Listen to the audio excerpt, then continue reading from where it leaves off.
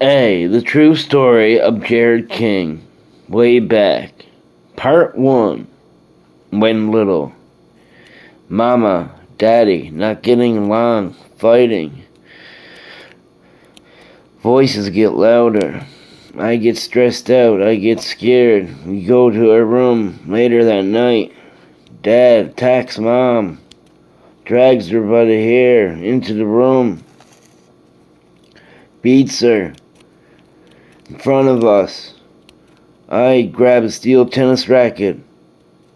Scared to death, I put it through his head, knock him out on cold. For a few minutes, I grabbed my mom by the hand, she grabbed my brother and sister by the other hand, and we ran to the car. She tried to start the car a couple of times and it wouldn't start, of course. Then he ran outside, and from the step, he threw an ashtray. It bounced off the car.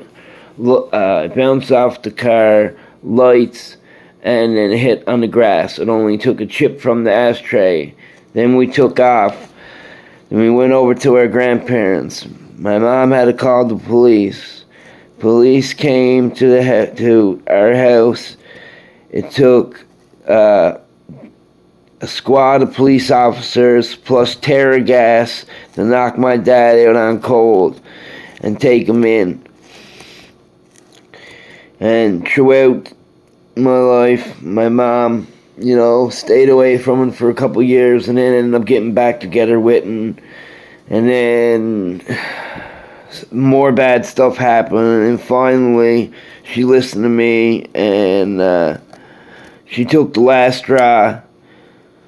And she left one night, and we all went to one of our aunts or uncles and stayed all night at a hotel with them. And my dad was low drunk. He came home from work. He ran downstairs, jumped on my mom's bed, and put his head through the window and slid out through and got himself stuck. And if my mom would have been there, and luckily she wasn't. She was in the hotel. He would have ended up jumping on her and could have seriously damaged her. And that was the last final straw, and she finally divorced him. And then I always hated him for everything he did.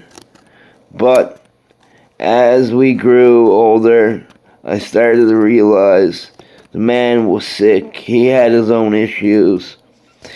He's also suffering with bipolar, and back in his day, anybody that had bipolar was pretty much made fun of. They thought it was a joke, and they didn't take that stuff serious. And the fact that he had a drinking problem wasn't good, because you shouldn't be drinking alcohol while you have bipolar. It doesn't help your situation. It makes it worse. And like I said, it did make it worse. It made it harder for him. But he did try to come around. He ended up with another missing. He ended up having 2 kids, Holly and Jesse. And they're my half-brothers, and I love them. I always will love them. I want people to know that. I do love them. They're good people. And I love Dion too. Even though he's not blood, that don't matter. He's still family. And my dad tried his best, to come around and get, to do the best that he could. And he did good with those kids. He did good. As far as I'm concerned, he did good.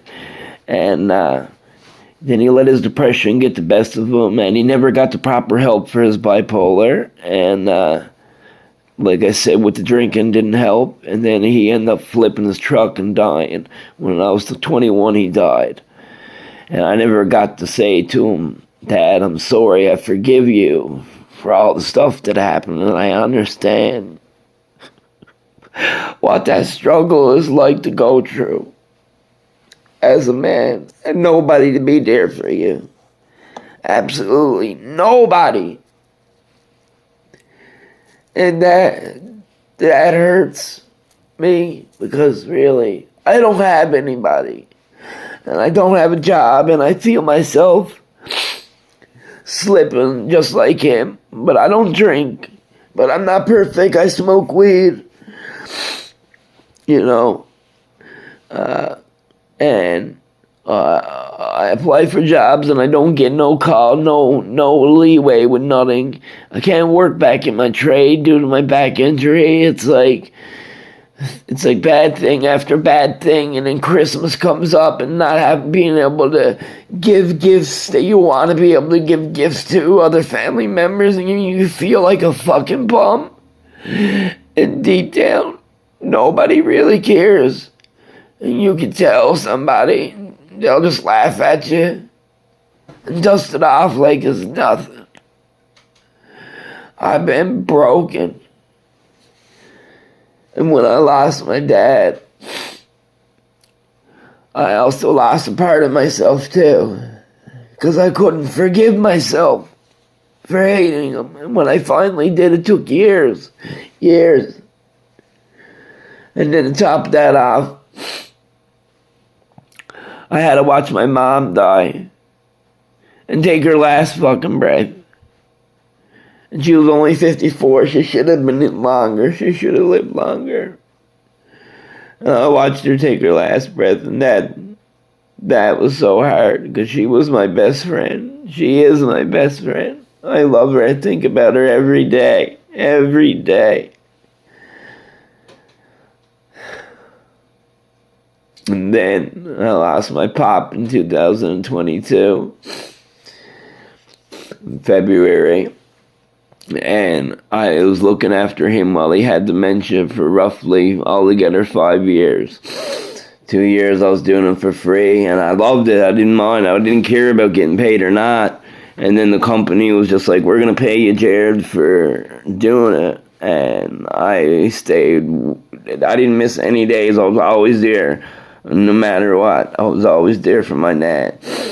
And I was up there and I watched him take his last breath too, over at his own house. He was in his own house. Luckily, he passed away peacefully. And it was just hard just to watch him go. And then,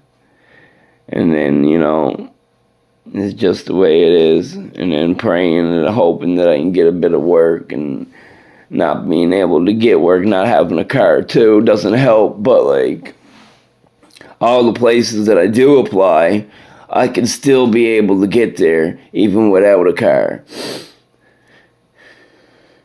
But those places still won't even give me an interview. It's like I get shitted on all the time, and I don't know why.